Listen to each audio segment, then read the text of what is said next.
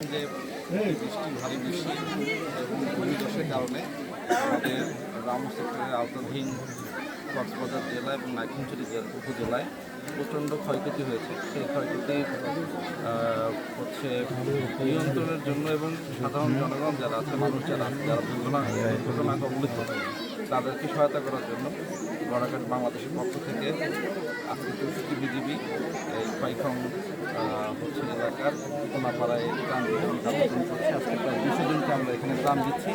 আমাদের এই কার্যক্রম বিভিন্ন উপজেলাতেই, কক্সবাজারের বিভিন্ন উপজেলাতেই চলমান আছে। আমরা এখানে আজকে দিচ্ছি, আরও অন্যান্য জায়গায় আজকে সমভাবে দেওয়া হচ্ছে এবং আমরা যতদিন এই দুর্যোগপূর্ণ আবহাওয়া চলবে ততদিন আমাদের এই কার্যক্রম চলমান থাকবে ইনশাআল্লাহ। আপনারা কি এখানে দিয়ে শুরু করছেন হোয়াইটং দিয়ে? আপনাকে আরো দিয়েছেন? আগে নাইক্ষ্যংছড়িতে দিয়েছি। আপনি জানেন যে বান্দরবান জেলাটা খুবই হচ্ছে বন্যা কবলিত এবং ভূমিধস প্রবণ এবং ওখানে অনেক ক্ষয়ক্ষতি হচ্ছে। আমরা বান্দরবানে শুরু করেছি এবং কক্সবাজারেরও বিভিন্ন উপজেলাতে আমরা ত্রাণ কার্যক্রম শুরু করছি। সেটার অংশ হিসাবে আজকে আমরা নাইক্ষ্যংছড়ি এখানে ত্রাণ দিচ্ছি। আপনারা যেখানে আপনাদের দায়িত্ব আছে প্রত্যেকে কি পাবে?